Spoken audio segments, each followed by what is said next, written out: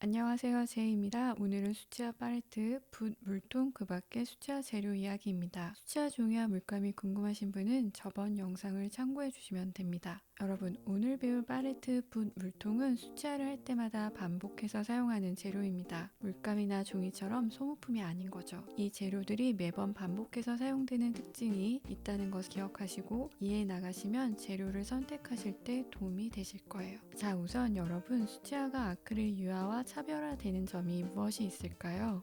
그것은 바로 맑은 느낌의 그림이라는 건데요. 그런 맑은 느낌을 내기 위해서는 물감이 섞여지는 팔레트는 깨끗해야 하는 것이 생명입니다. 당연한 것이지만 정말 중요한 것입니다. 그렇다면 깨끗한 팔레트를 위한 저만의 노하우를 풀어보겠습니다.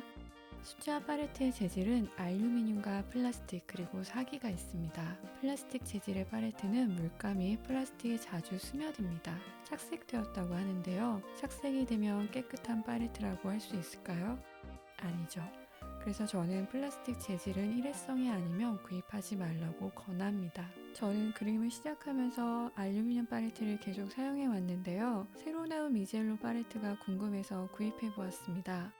이 팔레트는 기존의 플라스틱 재질의 팔레트의 단점을 보완해서 나온 방탄유리 팔레트라고 광고를 하는데요. 제가 홀바인 물감 60색을 구입하면서 60색을 다 수용할 수 있는 많은 칸수의 팔레트가 미젤로 55칸 팔레트밖에 없어서 이것을 구입하게 된 건데요. 우선 55색이라 팔레트가 당연히 큽니다. 크면 무게가 어떨까요? 무겁겠죠. 절대 들고 색칠을 할 수가 없고요. 책상에 놓고 사용하게 되는데요. 너무 커서 자리를 많이 차지하게 되니 저는 자연스럽게 이 팔레트를 안 쓰게 됩니다. 입시를 준비한 학생들은 많은 색이 필요하기 때문에 미젤로 55칸을 사용하면 좋겠지만 취미로 미술을 하시는 분들에게는 36칸 정도의 팔레트가 적당하다고 생각합니다. 또한 방탄유리라서 착색이 안 되는 점이 미젤로 팔레트의 장점인데요. 제 건 왜 그런지 착색이 됩니다. 인터넷에 보면 많은 분들이 미젤로 좋다는 리뷰를 남겨주시는데요. 사람마다 어떤 것에 중점을 두냐에 따라 다를 수 있는 것 같습니다. 저는 20년 넘게 알루미늄 팔레트를 사용해왔고 오래 사용해서 착색이 되었습니다. 이런 걸 보면 플라스틱이나 알루미늄 팔레트나 1년 정도 되면 다 착색이 된다고 생각하시면 됩니다. 이번에 윈저 유턴 물감을 위해서 팔레트가 필요했는데요. 플라스틱과 알루미늄 중에서 저는 알루미늄 팔레트가 더 좋은 것 같습니다. 착색을 피하고 싶으시다면 도자기 그릇을 사용하는 것도 한 가지 방법이라고 할 수 있습니다. 동양화를 그릴 때 도자기 그릇을 사용합니다. 먹물이 스며들면 잘 안 지워지기 때문에 동양화는 꼭 도자기 그릇을 사용하는데요. 하지만 서양화는 알루미늄 팔레트만 사용해도 무난합니다. 요즘 큐브 형식의 팔레트가 선보이는데요. 네모난 큐브 모양이 시각적으로 보면 정말 이쁜데요. 여러분, 제 팔레트를 보면 이렇게 물감이 묻어있죠?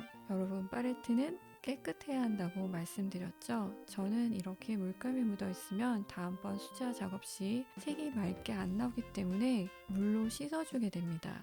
이렇게 물로 씻어주면서 물이 자연스럽게 흘러내리게 되는데요. 큐브 물감의 경우 다른 물감이 섞이면 어떻게 세척을 하는지 잘 모르겠습니다. 그래서 저는 큐브 형식의 물감보다는 이런 오픈형의 팔레트가 효율성이 좋다라고 생각합니다.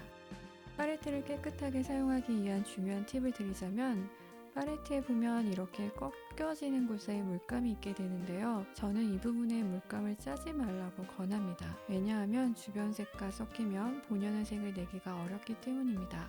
그리고 무엇보다 정말 중요한 것은 팔레트의 가장자리에 물감을 짜지 말라고 이야기합니다. 왜냐하면 가장자리에 물때나 물감 찌꺼기가 끼게 됩니다. 그렇기 때문에 가장자리에 물감을 짜놓으면 안 되겠죠? 제가 이 설명을 드린 이유는 팔레트를 보시면 12칸, 24칸, 36칸 이렇게 칸수가 있는데 가장자리를 빼고 물감을 짜야 한다면 내가 가진 물감보다 더 많은 칸수의 팔레트를 선택해야겠지요? 그리고 여러분, 저는 팔레트의 흰색과 검은색, 옐로우 오커, 살구색은 짜지 말라고 강조합니다. 이것이 저의 노하우 중에 하나인데요. 여러분, 수채화는 맑은 재료라고 말씀드렸습니다.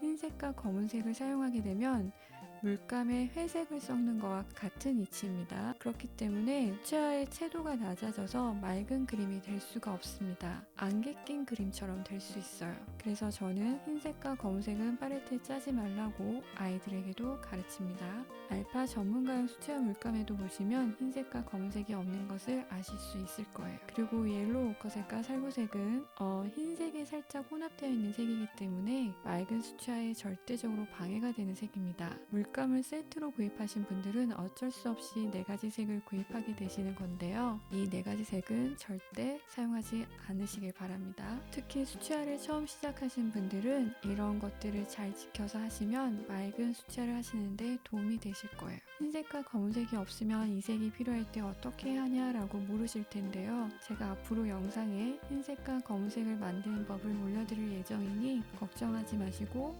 팔레트에는 흰색과 검은색을 사용하지 말아주시길 바랍니다.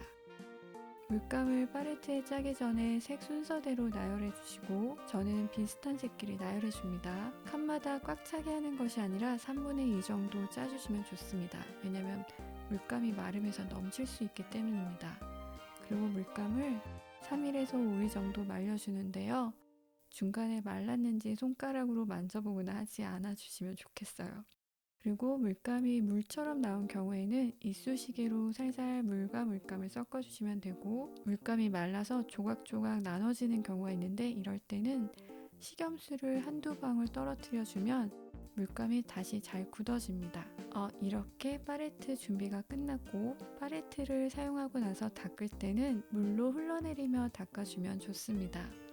지금까지 말씀드린 것을 정리하면 팔레트는 깨끗해야 하기 때문에 착색이 되는 재질은 피할 것, 내가 가진 물감보다는 많은 칸의 팔레트를 선택할 것, 팔레트의 가장자리는 물감을 사용하지 말 것, 초보자는 흰색, 검은색, 옐로우 것, 살구색은 피할 것, 이렇게 정리가 되겠습니다. 여러분, 붓질하는 그림이 무엇이 있을까요? 동양화, 수채화, 아크릴, 유화, 페인트 이런 채화들마다 사용하는 붓이 다 다른데요. 여러분, 물감이 가장 두텁게 칠해지는 것은 어떤 걸까요? 물감을 두텁게 칠하기 위해서는 붓이 물렁물렁해야 할까요? 아니면 탄력이 좋아야 할까요? 물감이 두텁고 물감의 양이 많다면 그 무게를 견디기 위해서는 붓이 탄력이 좋아야 합니다. 그래서 페인트 칠하는 붓은 탄성이 좋은데요. 반대로 동양화 수채화는 물감을 얇게 바르고 물감의 양이 적기 때문에 탄성이 좋은 붓보다는 부드러운 붓을 선호하게 됩니다. 그래서 붓의 탄성을 비교하자면 동양화 붓과 수채화 붓이 가장 탄성이 낮고 아크릴 유화순으로 붓의 탄성이 높은 곳을 고르게 됩니다. 여러분이 앞으로 수채화뿐만 아니라 다른 재료를 하실 때에도 물감의 무게와 붓의 탄성과의 관계를 기억하고 계신다면 붓을 선택하시는 데 도움이 되실 거예요. 그럼 붓의 탄성이 중요하구나, 재료마다 붓도 다르구나를 아셨다면 이제 수채화 붓에 대한 이야기를 해볼게요. 수채화 붓은 크게 인조모와 자연모로 이야기할 수 있습니다. 예전에 그림을 그리는 친구들과 수채화 붓이 어떤 것이 더 좋은지 이야기를 나눠보았었는데요. 자연모의 부드러움을 좋아하는 친구들도 있었고 인조모의 탄력을 좋아하는 친구들도 있었습니다. 이처럼 각자가 좋아하는 붓터치의 느낌이 있기 때문에 붓은 자연모가 좋아요, 인조모가 좋아요 라고 딱 말씀드릴 수는 없습니다. 그래서 수채화 붓을 고르실 때 나는 붓이 자연스럽고 부드럽게 그려지며 내가 원하는 방향으로 칠해지는 붓을 선택하겠다라면 탄성이 조금 약한 자연모 쪽으로 선택하시면 되고요. 아니면 내가 힘을 덜 주더라도 탄성이 좋아서 붓자국도 남고 가장자리를 깔끔하게 칠하는 데 도움을 받고 싶다면 인조모를 선택하시라고 말씀드리고 싶어요. 시중에는 어떤 제품이 있을까요? 제가 미술관이라는 초등학생 친구들에게는 허웅붓을 권하고요. 취미로 하시는 분들에게는 지금 제가 쓰고 있는 바바라 붓을 추천합니다. 수채화 바바라 붓은 3가지의 종류가 있는데요. 바바라 70R은 다람쥐털과 인조모가 섞여 있습니다. 가장 부드러운 터치가 가능해서 제가 고등학교 때부터 지금까지 사용하는 붓입니다. 바바라 300R은 염소털과 인조모가 섞여 있는데요. 탄성이 좋아서 입시생들이 많이 사용합니다. 바바라 30R은 염소털과 인조모가 섞여 있습니다. 300알과 30알은 가격이 비슷하고 탄성이 약간의 차이가 있습니다. 이 중에서 내가 원하는 탄성으로 고르시면 됩니다. 바바라 붓을 20년 전 가격과 비교했을 때 가격이 조금 더 내려갔네요. 붓은 관리만 잘하면 10년 넘게 사용 가능하기 때문에 처음부터 좋은 붓으로 사면 좋겠다고 말씀드리고 싶습니다. 처음 수채화를 시작하시는 분들은 4호, 8호, 12호와 백붓을 준비해 주시면 좋겠습니다. 어느 정도 기초가 되시면 그때 여러 다양한 붓을 시도해 보시면 좋을 것 같습니다. 그리고 여러분, 아무리 좋은 붓이라 해도 관리를 잘 못하면 금방 망가집니다. 수채화가 끝나면 깨끗이 씻어서 잘 말려두시고 물통에 붓을 담궈두거나 해서 붓에 나무가 갈라지지 않도록 조심해 주시기 바랍니다. 붓 보관함이 있으면 더 좋겠죠? 혹은 붓을 거꾸로 해서 병에 세워두면 좋습니다. 수채화는 맑은 그림이죠. 그렇다면 물을 담는 물통은 어떠면 좋을까요? 큰 것이 좋을까요? 작은 것이 좋을까요? 물통이 작으면 물이 금세 더러워져서 자주 물을 갈아주게 되고 그래서 물통을 2개 사용하시는 분들도 있습니다. 저는 유리병도 사용하고 플라스틱 병도 사용하는데요. 그냥 생수통을 잘라서 조금씩 쓰다 버리고 그러는데요. 그렇게 하는 이유는 맑은 그림 그릴 때는 물병이 깨끗하면 좋기 때문에 그렇게 하고 있습니다. 초등학생 아이들이 수채화 준비를 한다면 안전을 위해서는 유리병보다는 바닥면이 넘어지지 않게 튼튼한 플라스틱 물통을 준비해 주시면 좋겠습니다. 초등학생 수채화 준비물에 물수건이 포함되어 있는 것을 보았는데요. 저는 물수건보다는 휴지를 사용하라고 권하고 싶습니다. 왜냐하면 물수건을 자주 빨아주지 않기 때문에 냄새가 납니다. 그래서 자주 빨아주지 않는다면 물수건보다는 저렴한 휴지를 준비하시면 좋습니다. 그리고 수채화를 한두 번 하시다 보면 휴지는 잘 사용하지 않게 됩니다. 마스킹 테이프는 수채화 종이를 고정시키기 위해서 사용되며 색칠하지 않는 부분에 마스킹 테이프를 사용하기도 합니다. 마스킹 액도 같은 역할을 하는 것이라고 볼 수 있는데요. 마스킹 액으로 많은 효과들을 낼 수 있기 때문에 앞으로 시범 수업에 예를 들어서 보여드릴 예정입니다. 수채화라고 해서 수채화 물감만 사용하는 것이 아니라 펜을 사용해서 그림을 그리기도 하며 수채화 색연필을 혼합해서 사용하기도 합니다. 또한 수채화 아크릴 물감의 중간이라고 볼 수 있는 가슈 물감을 사용하기도 하고 파스텔을 혼용해서 사용하기도 합니다. 작가들의 취향에 따라 여러 매체를 사용하는데요. 여러분도 수채화가 어느 정도 익숙해지시면 여러 다양한 매체들을 사용해서 나에게 맞는 표현 방법을 찾아가시면 됩니다. 그러면 그림이 한층 더 재미있어지실 거예요. 이렇게 오늘은 깨끗이 사용해야 할 3인방, 팔레트, 붓, 물통, 그리고 그 밖의 재료들을 알아보았는데요. 어떠셨을까요?